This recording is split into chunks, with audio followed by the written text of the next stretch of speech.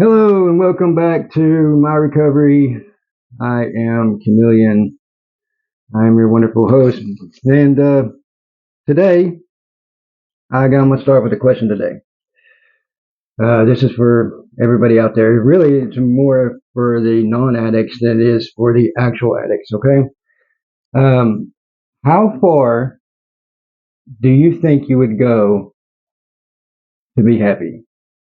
Like, what would you do? Like, if you could quantify happiness, let's say you could um, do something, anything, whatever you think in your mind, and you would be happy for the rest of that day, like nonstop happiness and completely joyful. Nothing can bring you down. What would you do for that? That's the question I want to ask. So, what would be the biggest thing you would do? Like, uh, would you steal for it? You know, would you kill for it? Would you hurt somebody? I mean, what would be the most that you think you would do to achieve happiness every single day of your life? Okay. The reason why I want the non-addicts to answer this is because us addicts, we already know that. We push that boundary. We answer this question every single day of our lives. Every time we go get drugs, we answer this question. It's not specifically like that. It's not specifically like that, but that's really what it equates to. I mean, that's the only way for us to be happy is if we get drugs in our system. So I want you all to think about that and try to get into an addict's mind a little bit and think about what would be the limit that you would do to yourself or anybody else in order to be happy every single day of your life. Okay, so and I want you to put it down in the comments, obviously, and if you haven't already, make sure you like, share this video, subscribe to our channel, so that way you can get more addiction videos whenever they come out. The reason why I want to see this is because usually when I ask this question to somebody, they'll say normal stuff, right? They'll never say anything about breaking the law, and they'll never say anything about hurting anybody else because I mean, it just makes us look awful, like it makes us look like an awful person, right? If I say, well, I'd kill somebody, for that, I mean, how's that going to look on me, right? But the thing is that usually what you think about, what you actually will do for happiness is on completely different scales. I mean, usually you'll say that you won't commit murder, but in reality, when you're faced with the reality that you're going to be depressed every single day of your life unless you kill like this one person, right? Would you do that? Would you kill him knowing that every day after that you'd be happy, right? So, and most people, like I said, everybody's going to say no. They're going to say no, but it's a whole critical thought experiment, to get you into an addict's mind because you also got to think that when we ask this question to ourselves, we're hurting. We're already in a depressed state. Um, and the only thing we can think about is just feeling better. So it's more extreme for us than it is for any of you guys just to pop in this to your head right now. So yeah, so answer it down below. Oh, I'm interested to see what your guys' reasoning is for this question and what your answers would be. I would love to see that. Today, my topic is going to be over so for friends and family. So we're going to keep on that same little idea here. It's basically how friends and family can help a loved one in recovery. Okay, and friends and family obviously they play a critical role in someone's journey to recovery from addiction, especially. There's several ways how they do that. There's the big ways is well, the first one is they offer unconditional love and support, right? How do you do that? Well, you be there for the person, one.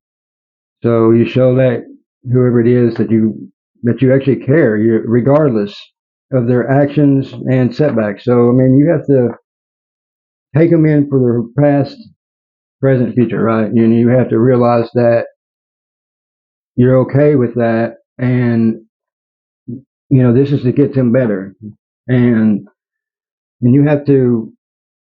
I mean, pretty much you're not going to mention it that much, anyways, because this is going to make them sad. So I mean, you're just going to have to not bring that shit up, right? And so that way you can help these people through, and you can, I mean, be there for them whenever they mess up, be there for them whenever they do good, right? Um, you obviously want to listen to them without judgment. Now that's the key part about this whole thing. That's why I said offer unconditional love and support. You have to do all this stuff without judgment. I mean, most addicts know when they screw up. I mean, I don't know really any of them that don't. We do have a thinner line than what you guys do, obviously, because we do more messed up stuff for our happiness, right? So, but we we know we're messed up. We know we are. You know what I mean? It's not like we don't know that there's something wrong with this. We know that being an addict's bad. We know that being a criminal is bad. So you want to create a safe place for them to express their feelings to you. And if you can do that, I mean, you are 90% of the way there. You see what I'm saying? Like that, because nobody wants to listen to an addict. Nobody ever wants to listen to us. They blame us for everything. They think that we're the lowest scum of scum, and so they don't even pay attention to us. They don't care about the problems. They don't care about anything like that. And a lot of people, and most people, they just want somebody to listen to them. You know what I mean? Man, when something, I mean, how do you feel whenever something bad's going on? You got a bunch of drama in your life, and you don't have anybody that you can talk to about it, right? Nobody you can talk to. So I mean, it's just awful. It's awful. So you need that outlet, that person that vent to, the person that can understand where you're coming from. Not necessarily been there before, but can let you get those emotions out. Um, you want to avoid blaming or shaming an addict as much as possible. You want to do it really. You want to never do it, honestly. You want to focus on on the person, and not the addiction. Okay. Um, you really want to try not to bring up the addiction as much as possible, because it's a trigger. It's a trigger for them. It's going to make them want to fall back into old habits. It's going to make them want to crave for the drug of their choice. So you want to try to stay away from the addiction topic. Let them bring that up. You see what I'm saying? Because you don't know anything about it anyways. I mean, non-addicts don't know a thing about addiction. So don't even pretend that you do. Go in it with no, like you actually are, with no information on it, and let them bring it up. And then if you need to know certain answers, if you want to know more about it, then ask them about it. They'll answer you. They'll answer you truthfully. Now, the next big topic, you want to encourage them to get help, right? So that's what usually people start out with, and they can suggest treatment options, um, which you can basically research, discuss them with the person. Anything that would be beneficial for them. Anything is better than nothing. That's my philosophy of everything. You can offer to help with logistics, which is um, assist with scheduling appointments or transportation. All that small stuff is such a big help to an addict, because usually we don't have anything. Usually we have no money, we have no cars, we have no people in our lives that care, we have no homes, or we're about ready to lose them. Obviously there's some rich people out there that's like that, but most of us, for the most part, this is the way we are, and it's usually because we lost it. And so even thinking about that stuff is a trigger. So the less amount we have to worry about these things, the more likely we are to seek this help. You want to attend any family therapy sessions that you can. Okay, anytime that the therapist says, "Hey, you can bring so and so with you, or you can bring your family or a friend with you next time," volunteer for that. Volunteer for that, right? I mean, you want to make sure that you're showing them that you care. I mean, so, and this is the best way to do it. And how better to get to figure out what you're supposed to do with the one that you love than going to talk to a therapist, right? So, I mean, yeah.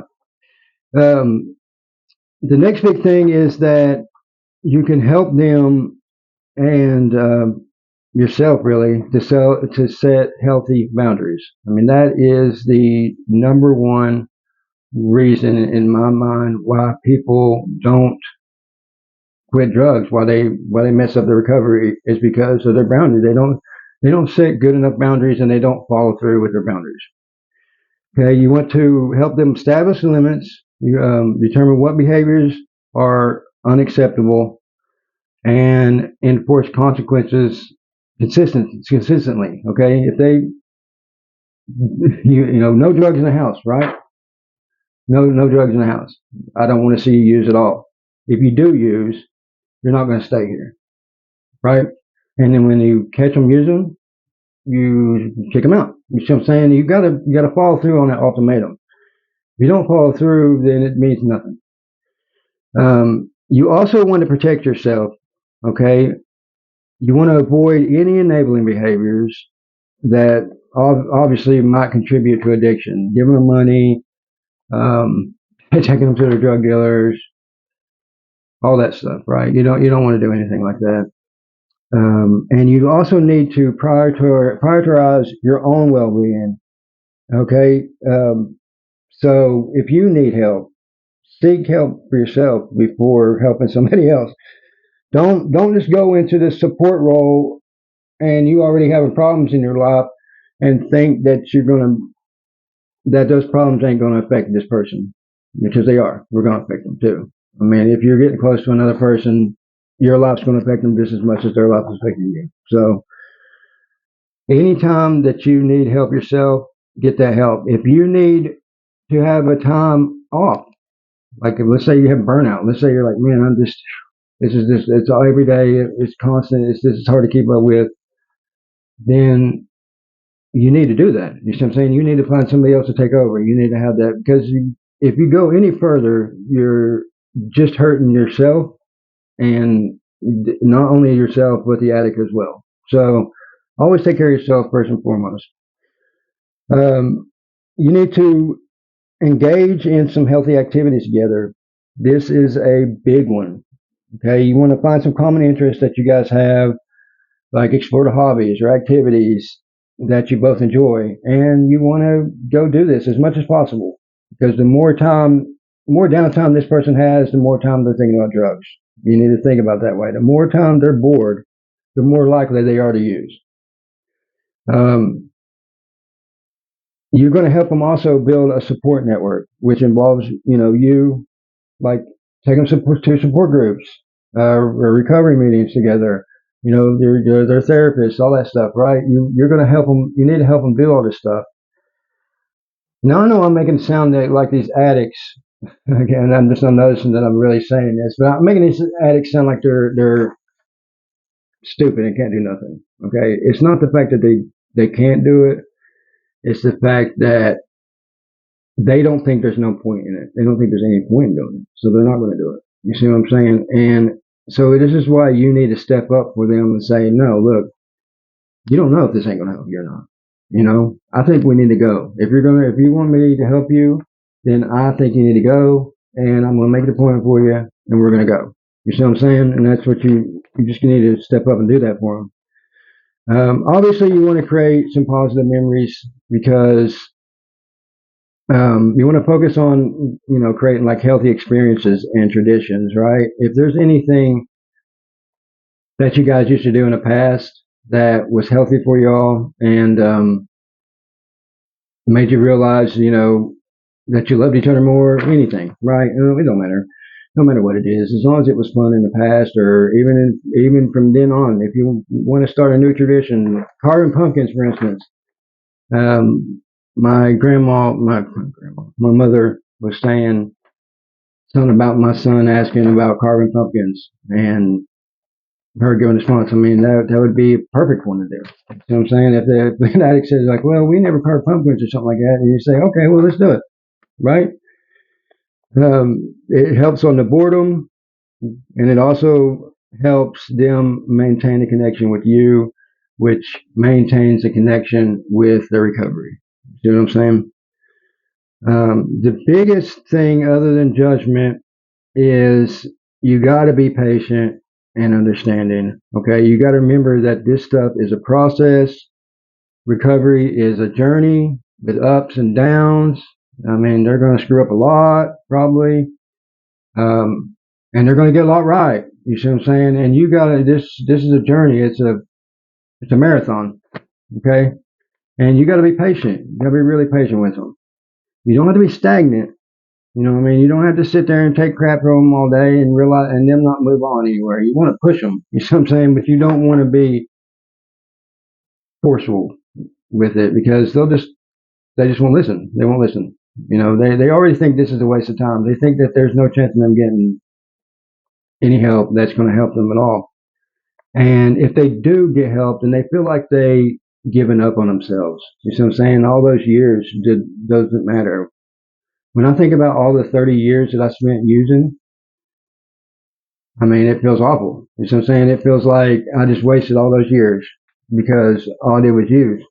That's the only knowledge I gained out of all those years, it feels like, other than being a dad, is learn how to use drugs, which is useless.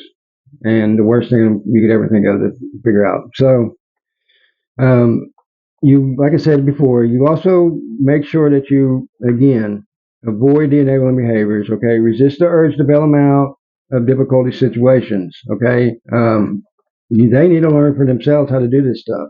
They need to learn their own coping behaviors. You can help them try out different stuff, but they need to learn for themselves what works and what doesn't work.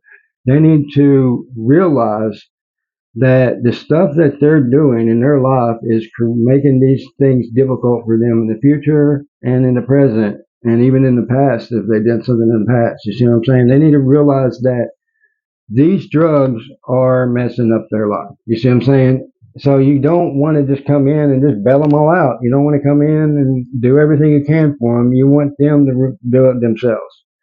Okay? You want to help them there, but they need to do the work. Another one is, this ain't a big one to me, but a lot of people, and even online, and a lot of support groups make a big deal of it.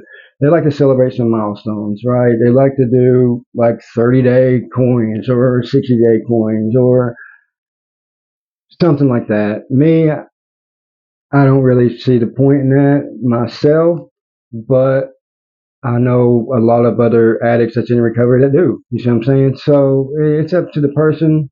Try it out. You know what I mean? Say, hey man, good job. You made it 30 days today. Woo, You see how the reaction is. If they're like, man, I don't give a crap, then don't worry about it again. If they're like, oh man, thanks, like, and they're excited about it, then keep doing it. It's just, like getting your chick in the water right before you jump in. Now, remember, okay, this is important. It's important to remember to prioritize your own mental health and well-being while supporting loved ones in recovery. Okay, you need to seek support from your friends, your family, or a therapist to help you cope with the challenges that you may face. So you need your own support group as well. You see what I'm saying? It's a network. I mean, you need to have a help and build a network, which I've said earlier about building a support network. So that is for all you friends and family people out there. Just in case you think that you've been left out of all my videos, now you got a wonderful one, okay, that tells you everything that you can do for your loved one that's an addict. And also, don't forget about my question, so make sure you answer that question down below. I hope you have a great day.